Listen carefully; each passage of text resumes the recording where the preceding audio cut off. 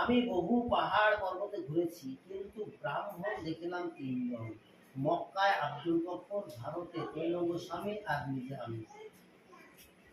মক্কায় আবুল গফর মুসলিম না? হ্যাঁ, মুসলিম। ও ব্রাহ্মণ নাকি? না না, ব্রাহ্মণ কাকে বলছে? যার ব্রহ্মসূত্রে আরোহণ, সেই হচ্ছে ব্রাহ্মণ। মুসলিম হলো সে ব্রাহ্মণ। এটাই বলতে যাচ্ছে মহাজন লোকনাথ।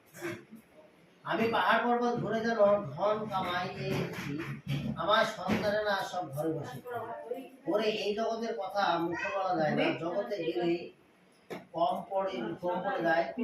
বোবা যেমন মিষ্টির স্বাদ বলতে পারে না, তেমনি সেই রকম ক্রিয়া।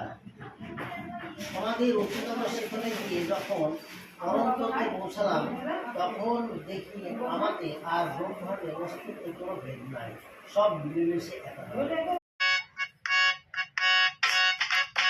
হায় কেমন আছো, তুমি কি ভালো আছো?